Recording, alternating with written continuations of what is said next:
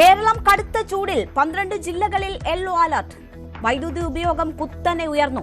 വീണ്ടും റെക്കോർഡിട്ട് ഉപയോഗം. അണക്കെട്ടുകളിൽ ജലനിരപ്പ് താഴുന്നു. വൈദ്യുതി വാങ്ങാൻ അനുമതി തേടി KECB.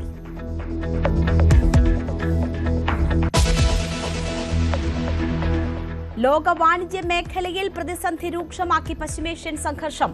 ഹോർമുസ് അടച്ചതോടെ ആഗോള ചരക്ക് ഗതാഗതം ഭാഗികമായി സ്തംഭിച്ചു.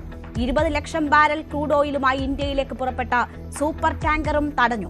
ഇനിയൊരു കരാറുണ്ടാകാനുള്ള സാധ്യത വിദൂരമെന്ന് ഇറാൻ. പേടിപ്പിക്കേണ്ടെന്ന് ട്രംപ്. ഇന്ധന പ്രതിസന്ധി കൂടുതൽ രൂക്ഷമായേക്കും.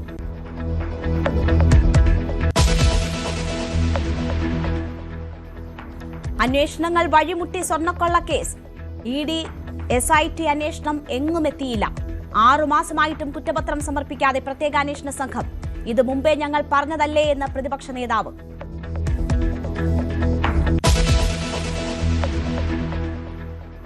നിതിൻ രാജിന്റെ മരണത്തിൽ വിശദീകരണവുമായി കോളേജ് മാനേജ്മെന്റ്. മരണത്തിലേക്ക് നയിച്ചത് ലോൺ അപ്പ് ഭീഷണി എന്ന് വാർത്താക്കുറിപ്പ്. CCTV ദൃശ്യങ്ങൾ പുറത്തുവിട്ടു. അധികൃതരുടെ വാദം തള്ളി കുടുംബം.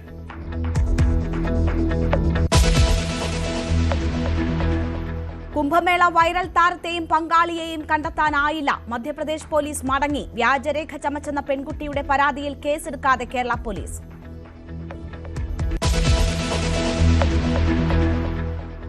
വയനാട് ടൗൺഷിപ്പിലെ വീട്ടിൽ വിള്ളൽ കണ്ടെത്തിയതിൽ ഭരണ പ്രതിപക്ഷ വാക്പോര്. മന്ത്രി K രാജനെ പരിശോധന നാടകമെന്ന് പ്രതിപക്ഷ നേതാവ്. ഗുരുതരമായ ക്രമക്കേടുകളാണ് നടന്നതെന്ന് VD സതീശൻ. ആരോപണം തള്ളി മന്ത്രി V ശിവൻകുട്ടി.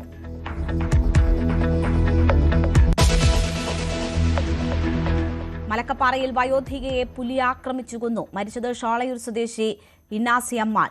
മൃതദേഹം പാതി ഭക്ഷിച്ച നിലയിൽ.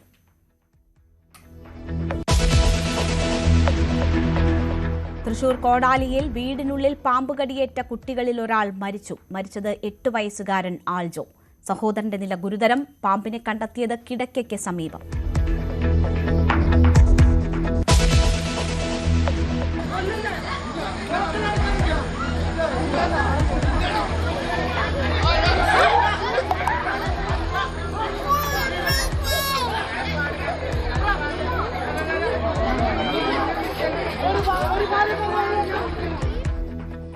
കൊല്ലത്ത് ഉത്സവത്തിനിടെ വടിവാളുമായി യുവാവിന്റെ പരാക്രമം. 3 പേർക്ക് പരിക്ക്. കുണ്ടറ സ്വദേശി അജോയ് അശോകൻ ഒളിവിൽ.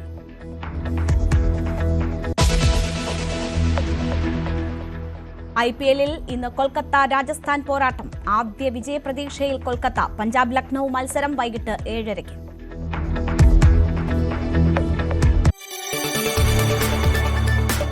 കൂടുതൽ വാർത്തകൾക്ക് News 18 Keralam YouTube channel subscribe ചെയ്യുക.